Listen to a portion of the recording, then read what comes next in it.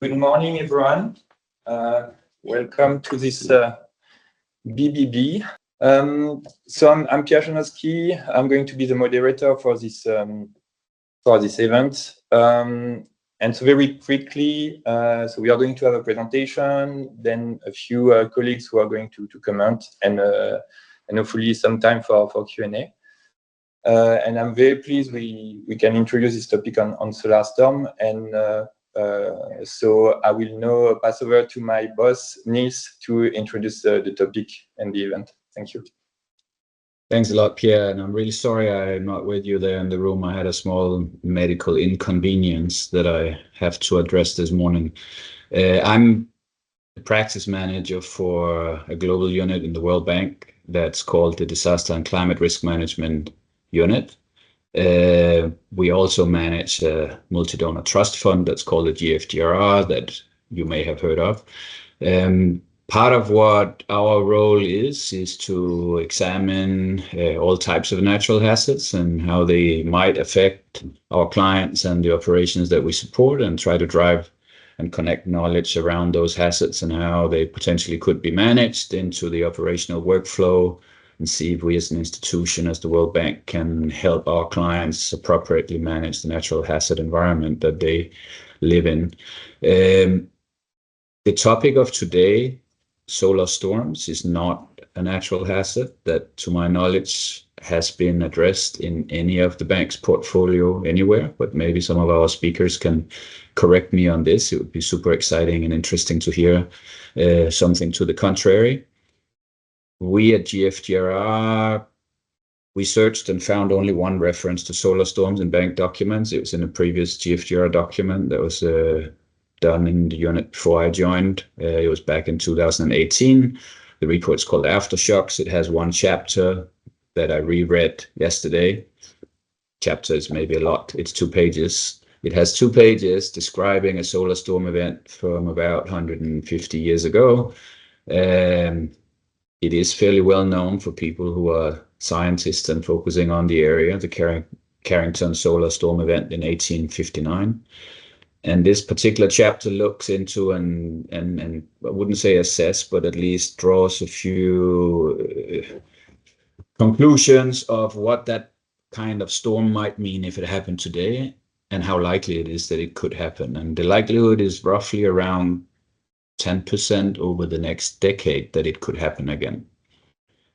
This means that it's not very frequent, but it could potentially have enormous impact. This is what we DRM folks call high impact, low probability kind of event. So in the world of development, should we care?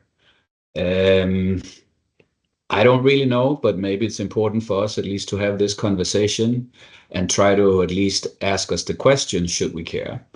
To help us address this today, we have 2 of my staff, Pierre, who already spoke and who will be moderating this session.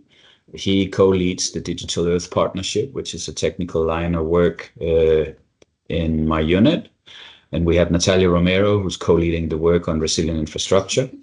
But also with us, we have 2 colleagues from some of the sectors where solar storms might be something that the bank should consider thinking about. Celine Ramstein, who's Senior Energy Economist, and Rajendra Singh, who's Senior Digital Development Specialist, and they'll speak in a little bit. But even more important than any of these 4 folks is Cynthia Umuhire, who is World Bank African Fellow for this year with our Digital Earth team. And Cynthia, quite impressively, is the first woman to complete a PhD in astronomy and space science from her home country, Rwanda. So she is literally unique. And I am super excited to hear and listen to Cynthia's presentation about solar storms. So I believe most of us are going to learn quite a bit. I certainly will. So over to you, Cynthia.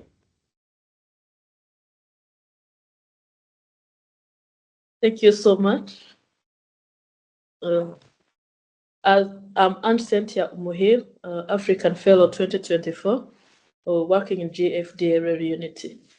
So I'm going to present about the societal and economic impacts of solar storms on infrastructure.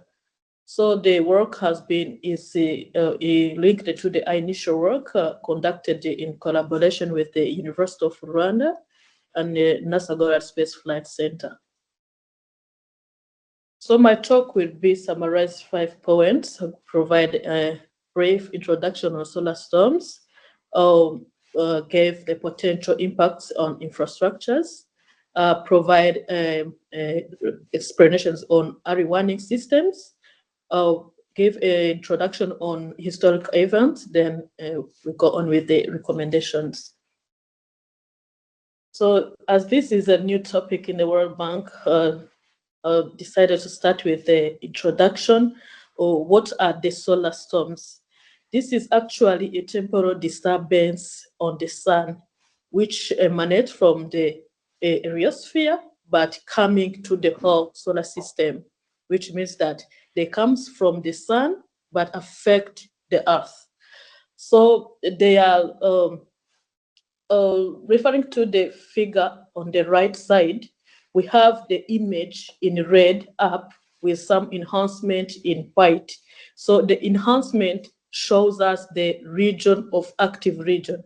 So that region means that there is strong magnetic field. Strong magnetic field means that those emissions come from that region on the sun. So we are seeing different equipment in space. We are seeing the satellite or the airplane, and we have the global navigation satellite systems commonly used in telecommunications. So they are flying in the region between the sun and the earth. So when those emissions come, they immediately affect all those instruments flying in that region. It's the region between the earth and the sun. So they have potential impact on the telecommunication system, especially those equipment working in the higher and upper higher frequency. Of course, they have also impact on global navigation satellite system, commonly used for telecommunication, for GPS and other similar things. Also, there are impact on the radiations, which have, when the radiation dose increases, it immediately affects the flight. And also when they reach on the earth, they affect the power grid.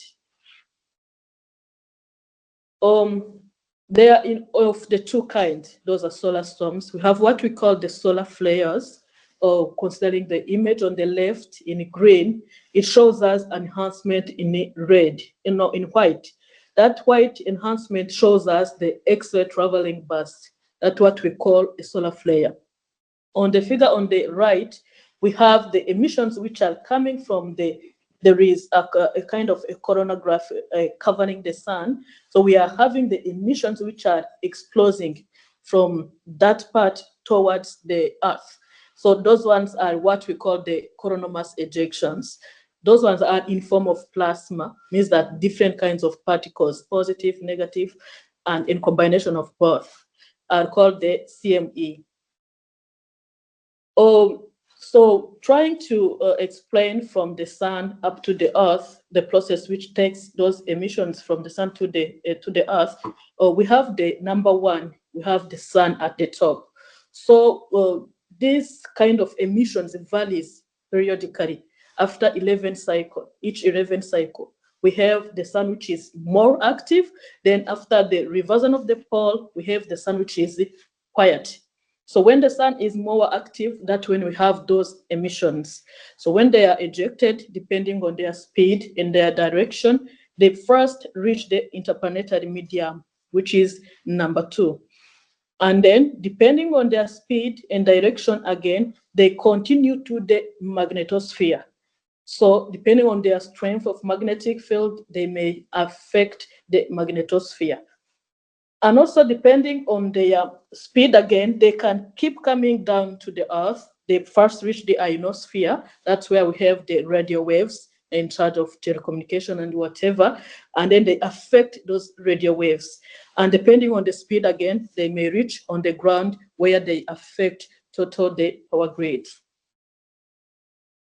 So in terms of early warning systems, there are different kinds of satellites which were launched in space to constantly observe the sun, its change, variations and whatever. And those satellites are positioned in different distances from the sun, depending on the interest. You just gather data depending on the interest, whether we want to see the behind the sun, those which are coming toward the Earth. So we have the Solar Dynamic Observatory, we have the Solar Terrestrial Duration Observatory, we have the SOHO, LASCO. Those are the different kinds of satellites.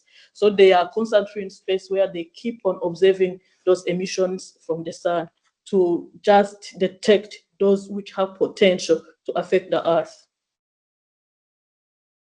So in Rwanda, in my country, we also have an early warning system for those bursts.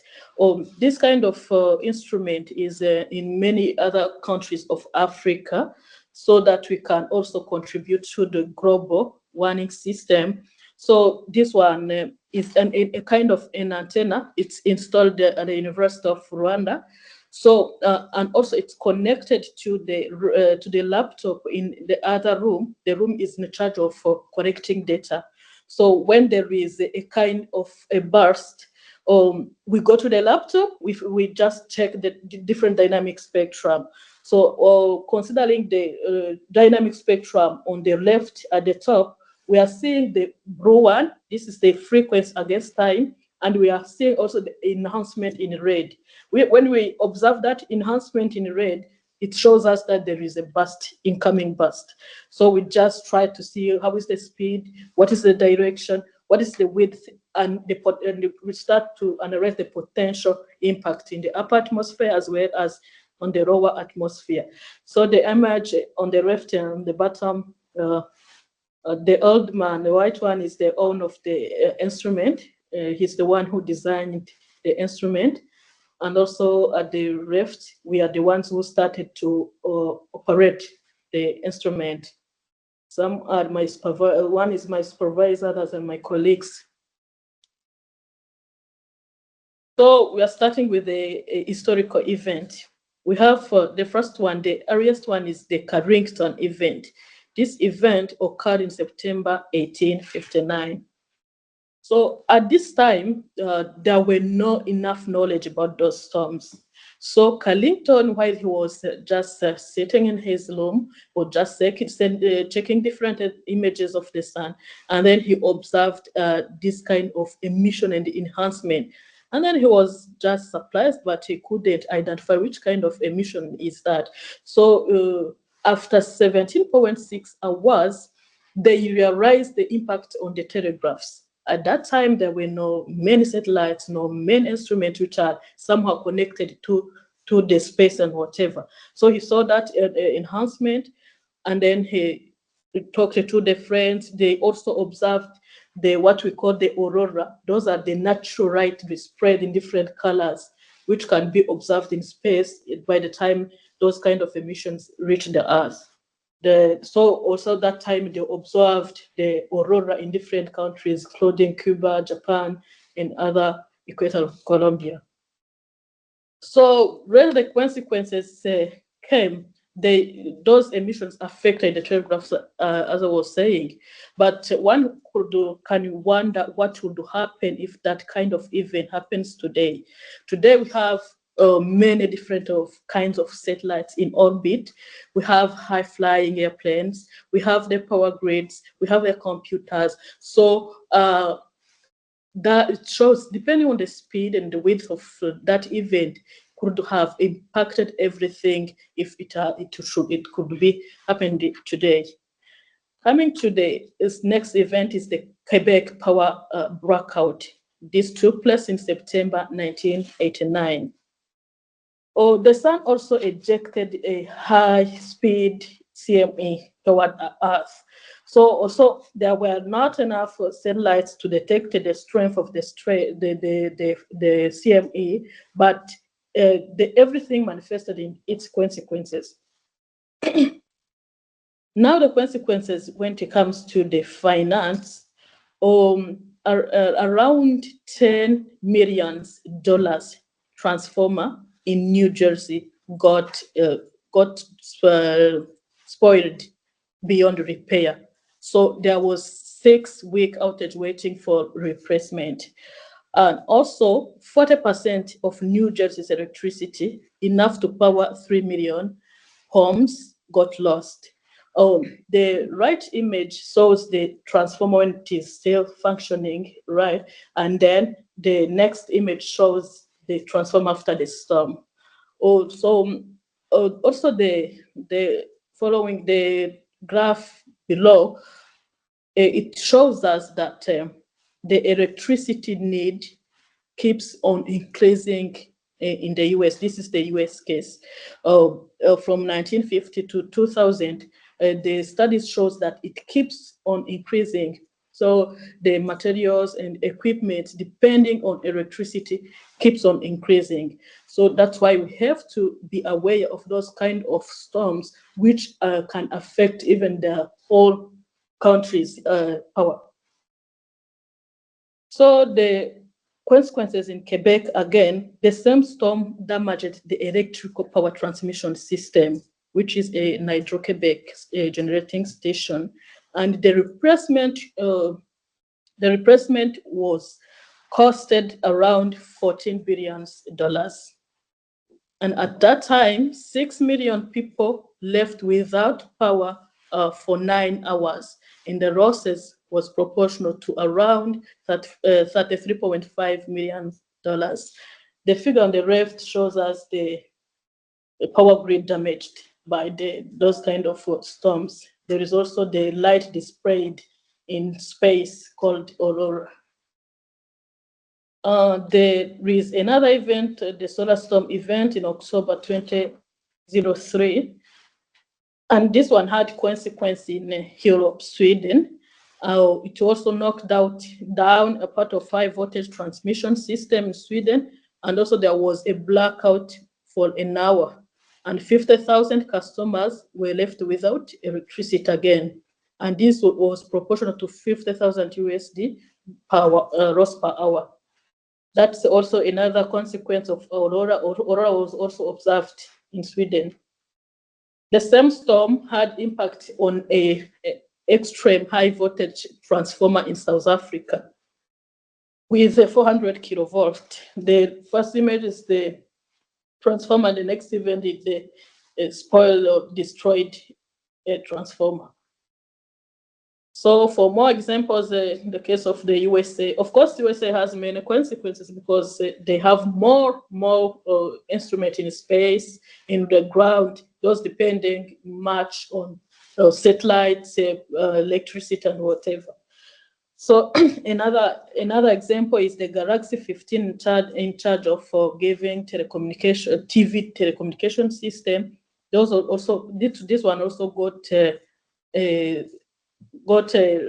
spoiled by the storm, and the price was around, for replacement, was around 270 million USD. So there is also the Starlink. On 3rd February 2022, there was also a storm, and 38 out of 49 satellites got lost. It's around tens of millions of dollars. So the latest one occurred in this month, 2024. So on 14th May 2024, there was also a storm. So the storm was, it was associated with what I called a solar flare, which is X-ray burst of radiations. It was observed by different instruments of different satellites owned by NASA. And also this one had, of course, it was also with a CME, and it had impact on in different countries, and the aurora was observed in different countries. So this is one of the image of aurora taken in Florida. So the recent one, they're still trying to find out the associated consequences, but so far they have reported that it impacted Starlink satellite, but not too much because it survived that storm, and it has impacted or disrupted the global positioning satellite system signals in Midwest US, and the tractors ride on those kind of satellite images for farmers, for farming and whatever. Also, this recent storm has affected the Hubble Space Telescope. So generally in the US, replacing a transformer costs between 0.6 to 2.6 trillion dollars, and the damage to satellite costs between 30 to 70 billions, and at global level, the consequences can last from 4 to 10 years. So as recommendations, first of all, there should be the capacity building program, because now people don't know much about those kind of solar storms and their impact on long grid wires. And also, so far, based on research findings, those kind of storms have link with countries' geographical location. Because, for example, when we take an example with the Quebec event, they say that Quebec is somehow seated on what can I say, a roche, which could not allow the electricity to pass through the earth for the discharge. So the country's location has a link with the potential impact of those kind of storm.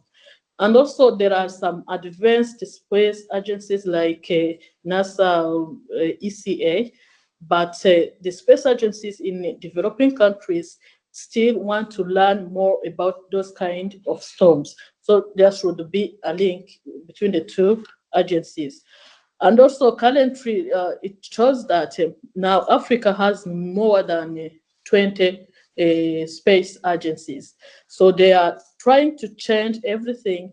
They are planning to rely on technology for different economic areas.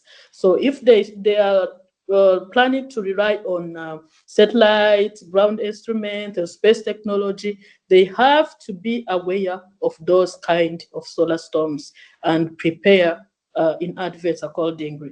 And also there should be an awareness, to create an awareness on the potential impacts of solar storms on navigation satellites, such as GPS, commonly used in transportation systems.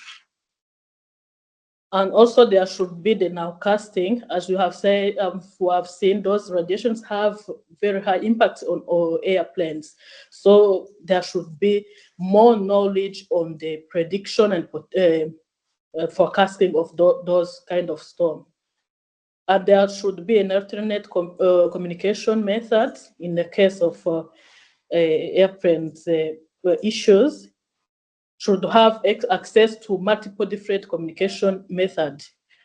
There also should be a possibility of flight diversion by the time they have seen those kind of incident, and also the backup power. The air traffic towers are fitted with a backup power source. So in case of main power grid goes down during a storm, there should be a backup power. So should the World Bank Group care?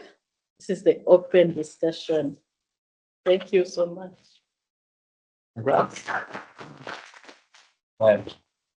Congratulations, Cynthia, and thanks for that great presentation. I think most of us learned a lot this morning. So should we care, or maybe why should we care? Actually, is a question. So now I like to open that conversation to our colleagues, and starting maybe with my colleague Natalia. So Natalia Romero is co-leading the Global Program for Resilience Infrastructure at the World Bank. And so maybe Natalia, my question would be, so as a co-leader of that global program, of course, you're dealing with the resiliency infrastructures. And so what are your key takeaways after seeing that presentation? And how does that resonate with your work and maybe other type of hazard? Thank you. First, Cynthia, thank you very much for that presentation. It's very enlightening. I must say that my understanding of the subject matter is very limited. So definitely, thank you for bringing this knowledge to us. And Pierre, also thank you for organizing this session.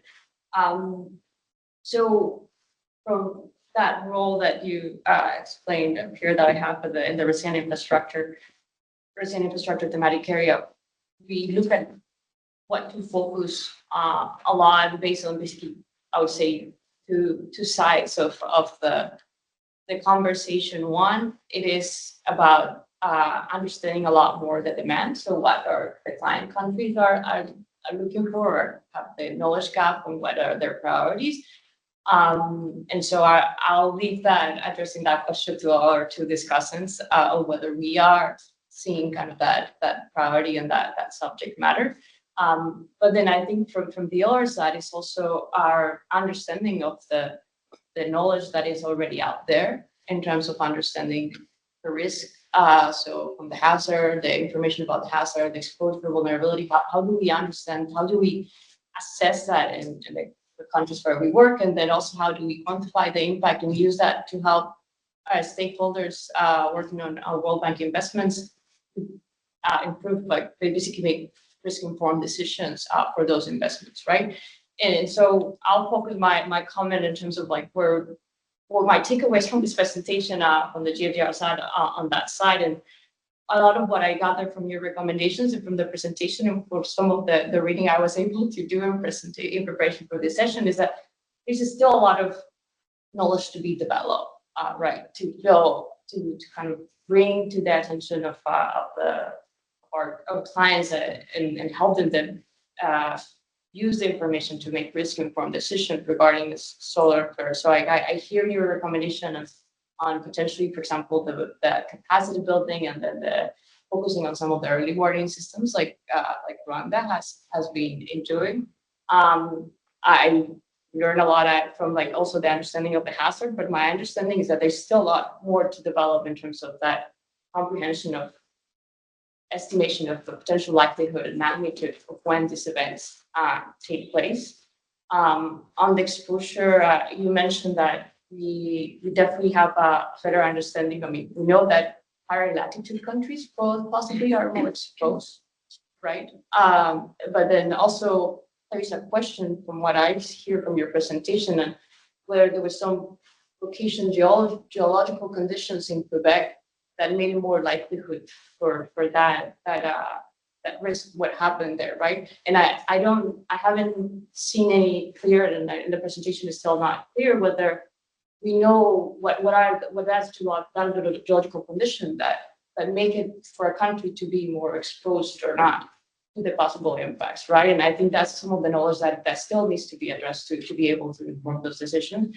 I understanding that some of the coastal areas might be more exposed because of the seawater in terms of the connectivity, which I think for some of the infrastructure that we have colleagues here, that's very relevant because of the reliance on the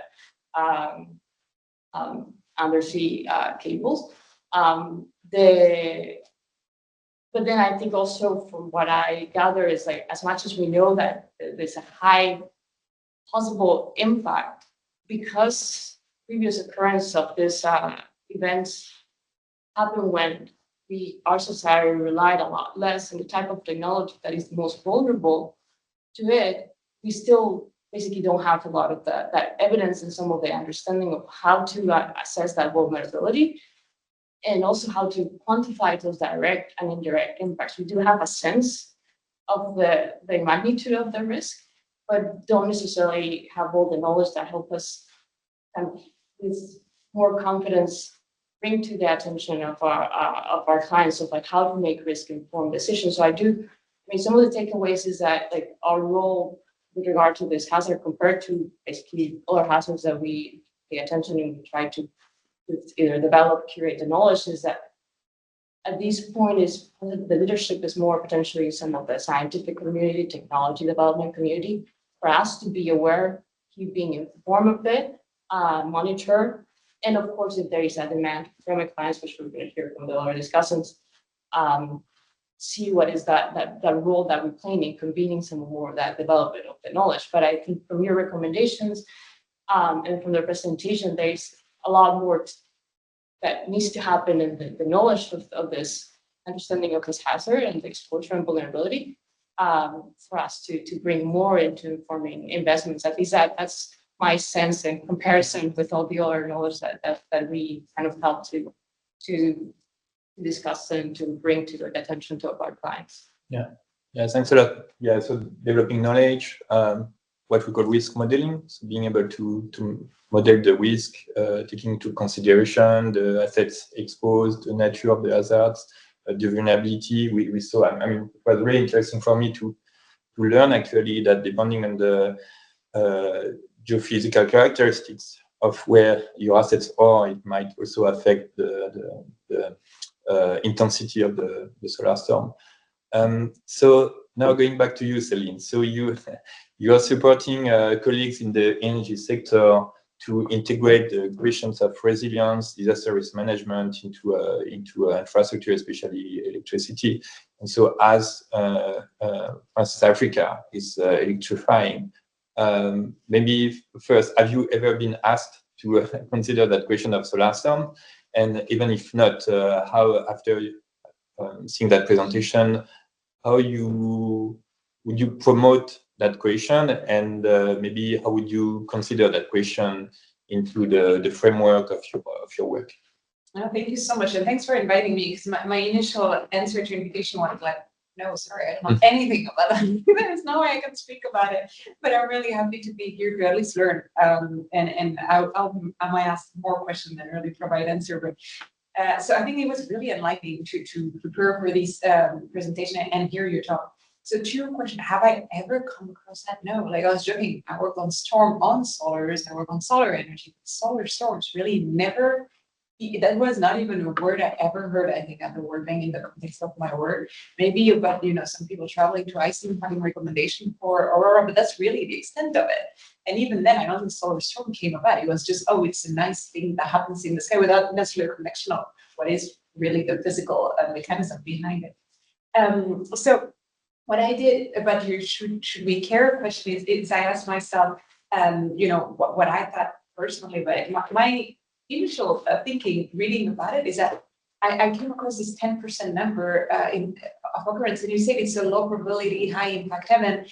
I was really agree with the high impact, like reading about the potential impact it has, arguably mostly on super connected northern hemisphere grids, but potentially maybe in the future in Africa. I certainly agree with the high impact. And when we see what happened with the telegraph, it's quite interesting actually that we even remember or are able to trace this event at the time. It means it was really significant. Maybe they were all kind of under the radar event that happened that we don't even know about. But if this happened at the time of telegraph, we can only imagine what it would mean today if it was a bigger one. So the high impact, I agree. The low probability, I don't know, 10% to me is pretty high. So I would say like that's something we should definitely consider and care about. The second thing I did is, I don't know, these days we're encouraged to use AI. I had never really used ChatGPT, so I thought I would give it a try. So I asked our internal ChatGPT at the bank. We have an internal one we're supposed to use, and it had zero answer. Actually, it had one answer, which is a report that Niels referenced, which I think tells us a lot, because then I asked the global ChatGPT, which gave me a much better answer, much more comprehensive, and so on. And the reason is because the first one is self-reference with World Bank document. So I think the key takeaway is we really need to have external speaker and people, thinking outside the box that we invite to challenge us, because we might not think about risks that are really relevant in our daily job just because we're not exposed to them. So please continue to do this type of video. The second thing, not related to ChatGPT, but to what we recommend and what we encourage our clients to do. And that echoes conversation we had with Talia and others recently. Then we push them a lot with the digitalization of the grids, which is a good practice. It's great. And it's also important to integrate renewable energy. It's good. It makes them more able to have better data, to respond rapidly, to manage the variability of renewable energy. And then we also encourage them to map the risk and connect the exposure with their assets. And we came across kind of two challenges. The first one is cybersecurity, because they're actually a bit worried about sharing all that data, even for risk analysis, because they're like, we cannot really tell you where our more critical assets are because we don't know where this data goes. And the second one is, as they are putting a lot of things, connecting a lot of things and digitalizing it, it also makes them more vulnerable in a sense, because where initially, arguably, they had a really low quality grid and many interruptions. Now they might, or in the future, have a more connected one, but maybe more vulnerable to different type of attacks if it falls, everything falls with little backup. So I think that's in that context, we can really integrate this type of new thinking of, as we digitalize, as we think about the impact, and as we make the grids more connected, what happens when it fails, and how much, how much we cannot double everything, we cannot have a backup everywhere, but like, how do we think about that? To the point that we don't actually encourage them to maladapt, in a sense, where we would actually make them, more vulnerable should something happen. So that's really something we should think about, and I don't really have necessarily answer to that. And then I had a lot of questions, because for me, the should we care is more, what can we do about it? Because I think we should care, generally, but can we do something with our client except just, adding another layer of worry to their many worries? Because my feeling when I first read about all that was like, I'm having a bad day. You're like, oh my God, I thought climate change and all this stuff were complicated, and now you're talking to me about solar storm. And I was like, I don't know if I can handle it. So my questions to you are, what can we do about it? It seems like we can at least have better mechanism to know that it's coming, and then what I read was like shut down the grid or parts of the grid. That might be more effective, but what exactly? So how can we know it's happening? Do we need to have the systems you showed, like in Rwanda, or is it at the global level that we need just, I don't know, a planet mechanism? Like, does each country needs to have its own equipment, or is it more each country needs to know what happens? So is it more preparedness? Is it more building your own early warning system? Then I had a question of why Rwanda, like, is a country that is particularly affected? Is it just because you happen to be there, be interested in that? And then I didn't quite understand your last point when you say that depending on the grid itself or the installation in the country itself impact the source. So that's a bit dark for me. So if we could enlighten those questions, and then I'm happy to, add that to the list of things that I discuss with clients. Okay, thank you so much for your comments. First of all, these kinds of studies have been being called out in developed countries because they are more, they have more satellites and instruments depending on electricity, depending on satellites and whatever. So basically, we have been conducting research, but without considering our local data, because we will say, we are not affected by those kind of things. We don't have satellites, we don't have whatever. But as I said, many developing countries are trying to establish their own space agencies. As I said, now we have more than 20 space agencies in Africa. And when you go to their mandate, vision, and objectives, you find that they want to depend, almost all sectors want to depend on spatial data and spatial analysis. So I think this is the right time that they have to be aware of those kind of events, because there are some events which impacted the equipment or infrastructure, which cost around a amount proportional to the whole country's budget, yearly budget. So what I see, if they going to rely on space and spatial data, they have to be aware, or they may invest it and then they lose everything. Yeah. Well, proportional to the country's budget. So what I think, when someone has this kind of agency, for example, for US as NASA focuses on the issues that US has, or that US has. So if Rwanda has another program like to deal with space agencies, this kind of project and whatever, they have to make a field analysis or conduct a research based on their needs. So that's why I think every country has to know those kind of warning system. They have to learn more about the process. They have to conduct research. Yeah.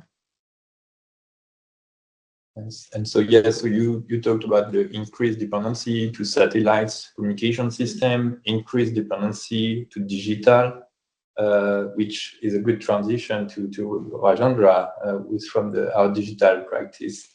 And so, Rajendra, maybe a similar question to you. Have you been ever been confronted to that question of solar storms for the telecommunication system and sector? And is it something that even discussed among your peers?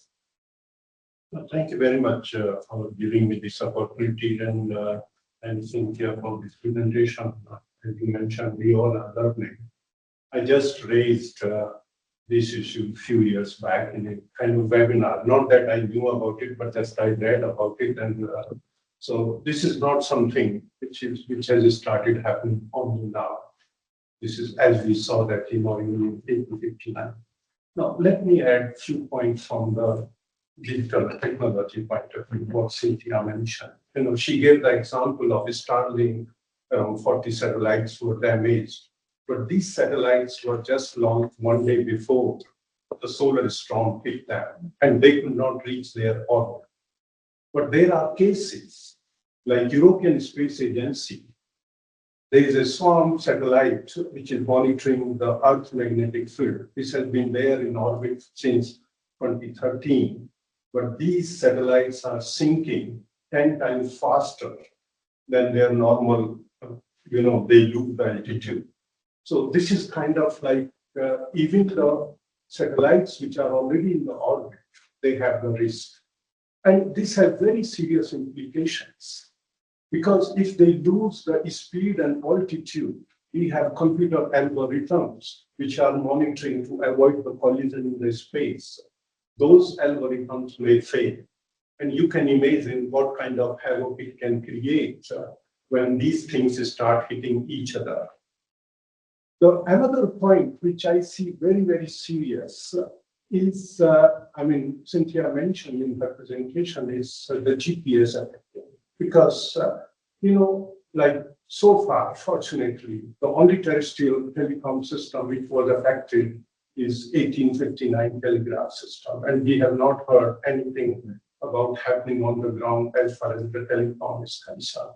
But we have to understand the telecom for their synchronization is dependent on GPS. Now imagine if GPS and the satellite, if something happens, it can affect. At the same time, in ionosphere, like Cynthia mentioned, that this is where the charged particles and all that. And basically, this is a physics law, to the point. This is something we cannot, Faraday's law very clearly says that if there is a conductor in a magnetic field and there are charged particles coming to it, very heavy current will be introduced in that conductor.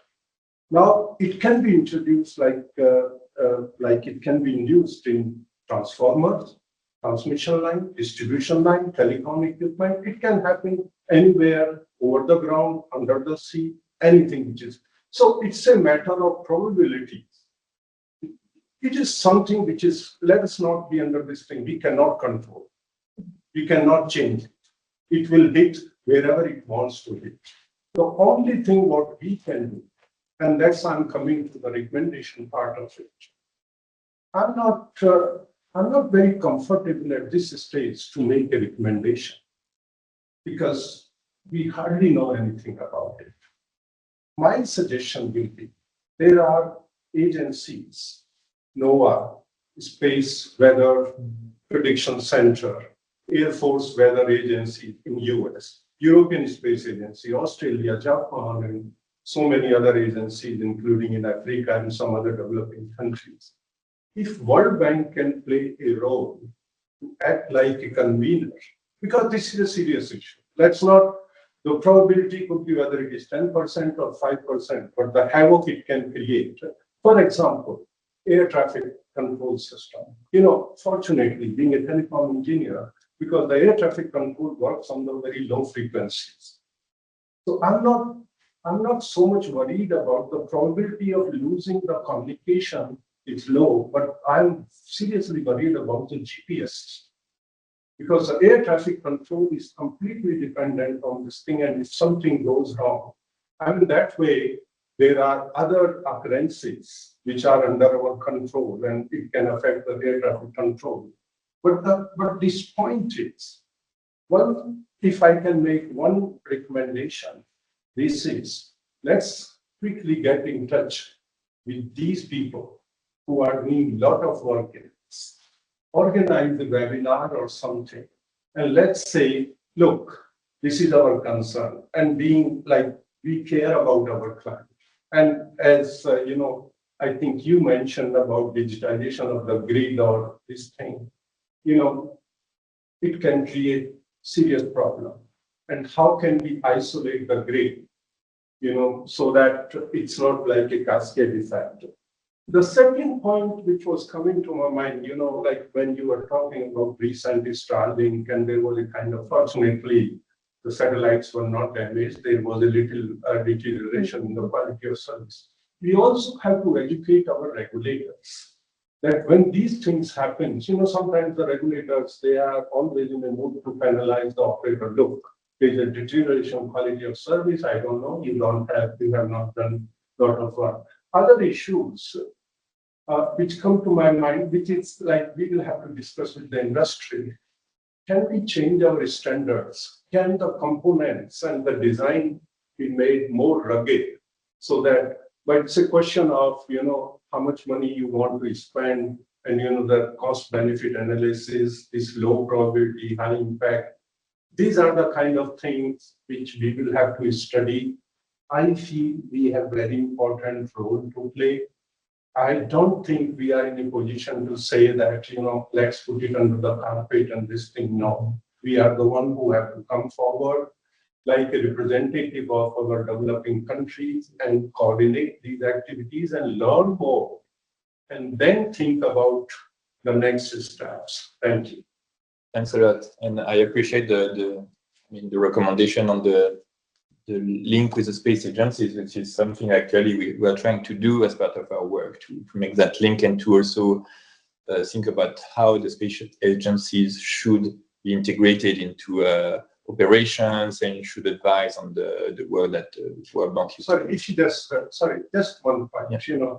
Going back to the Rwanda experiment, and I fully respect her, but let's understand one thing.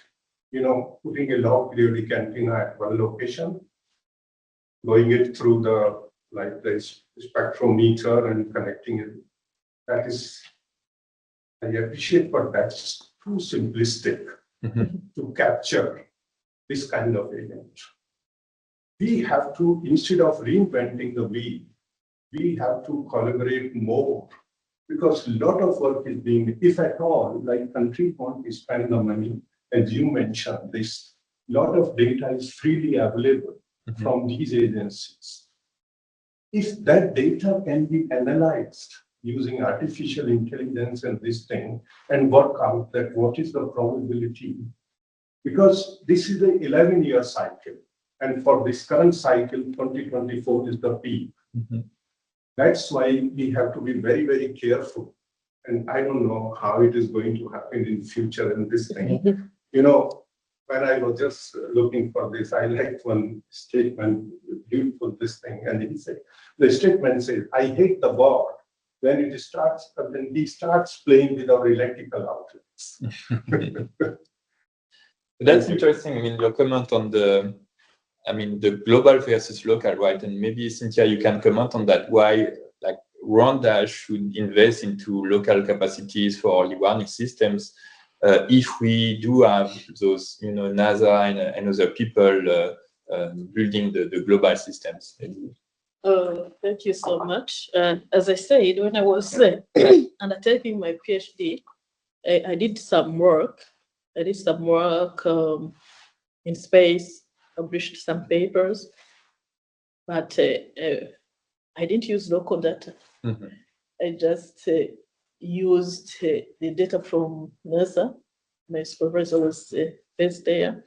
So as I said, each country must have its own early warning system, because they have different vision, they have different focus, they have different projects. And currently Africa, the space agencies in Africa are focusing on downstream system. Downstream means collecting data from the satellite to be used in different economic areas, like surveying, like agriculture, and whatever. Many countries like US or other countries, developed countries in Europe, they are focusing on upstream, sending satellites in space. So there are differences. They don't have the similar objectives. So depending on what you want, your aim and your objectives, that's what you have to emphasize on. That's what you have to work on. So Rwanda has to be having its own area warning system in line with their focus. And then they must be having researchers who are working just in that line, not just sitting in Rwanda, because there is a NASA project. I'm going with that project. But you have your objective, you have your target, you have your vision. And also, as I said, those kind of storms also have a link with the country's geographical position. Mm-hmm. All countries are not in the same position. They have different altitude, they have different latitudes. So that also in one kind of input data while conducting even research.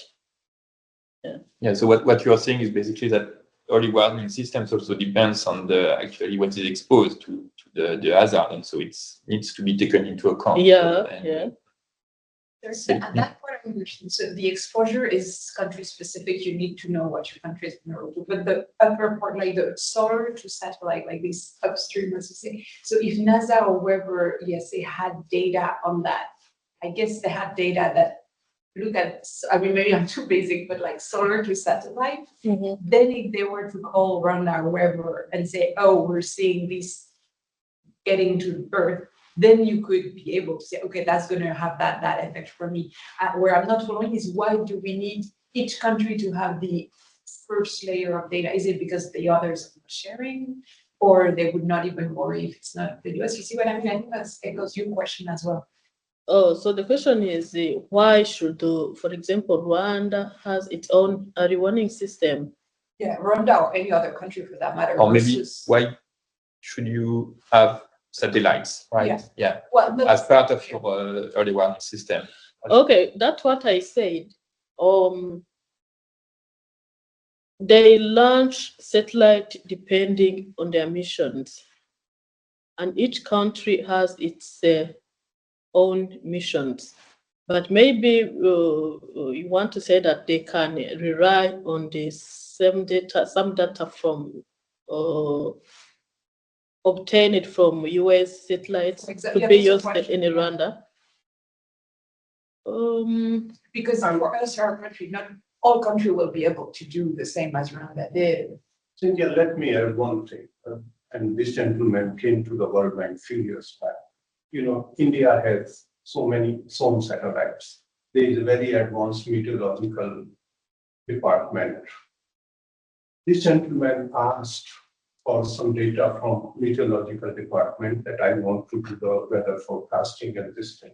He was denied the data. And you know from where he got the data? From NOAA. Mm-hmm. And today, SkyMat, this is the company he set up. TV channels in India, they are using the SkyMat weather forecasting system for which the data came from the NOAA. Same NOAA, the Space Weather Prediction Center is working under NOAA. I mean, we will have to check. I don't see any reason. And this is the type of mission which is not confined to one particular country or district. Mm-hmm. They are having so many missions. I mean, I can give you the example. There is another satellite, which is GRACE. These are only 2 satellites. They are monitoring the groundwater level throughout the world. And this data is freely available without any charge. Mm-hmm. The question is, this thing is that when you get this raw data, I think countries should develop the expertise. How do we analyze and make it useful for our local predictions? Because but also, so I think we're coming to an end. But that's part of the early warning system, if I may. Being able to access data and so on. The issue that I've seen so far is to find the real data, real-time data. Because, for example, by now, when I go to the website of NASA, the one that I use to check those emissions and whatever, they have the data until 2023, like in December, something 2023. So if the event occurs within this month of 2024, so some data are available, but you don't have real-time data. To react to something, so you need that real time. So it's real time. Some trick. Maybe some data showing everyone. So I just wanted to check if there is any question online or reaction. Okay, so if not, I think it's time to close. So thanks. Oh, sorry. Yeah. So assuming this early warning system, whether it's global or local, works perfectly in, say, 8 minutes is light. Yes. I think one of the presentation slides you said is 17 hours or something they had. So suppose it's a coronal massive emission and rejection, and then countries notice. What do they do? How do they prevent damage to, let's say, that transformer that got, right? I mean, you mentioned Faraday's law and stuff. Is it like switching off that machine, that device, shutting down the power grid, or are these kind of assets going to get fried either way? And does it require sort of investment in infrastructure beforehand before this kind of happens? Yeah, that's still an open research window, as Alexandra said. Those kind of incident, it looks like it's not easy to protect it. Oh, so some people say that when you just put off all the instruments connected to the grids and whatever, that may have a positive result. But as I say, that whenever you do, they get impacted. So they are still just making more research. But you can't switch off the whole grid, unfortunately. But that's, I mean, I think that raises the question of like first something that we not really discussed this morning about early warning system and what I mean, we don't have someone from early warning system team in the room to discuss that. But also what type of measures we can invest in, like for the grid, for the telecommunication system. I think that should be the next step of our understanding. So still need to learn. If any, because he's right. Yeah, if any. Yeah. I'm also thinking also from like I don't know if there's like insurance company that do insurance against some storms, and this thing can probably be modeled. Some have 11-year cycles and all switch and ability of emissions increase. Insurance products for that's one policy issue which is to be considered, like insurance and this thing. Another point, like in some cases, for example, this is traveling for the satellites. This thing, this is SpaceX who have got warning in time. They could have delayed the launching of these satellites. So those kind of things can be avoided. A GPS system, like if it can be zeroed down that this particular, because there are multiple satellites for GPS. If they can zero down that this particular satellite is likely to be affected, so I mean it cannot be shut off, but they can manage their GPS. So that it also sounds like it's also a very important issue for national security. Yeah, of course.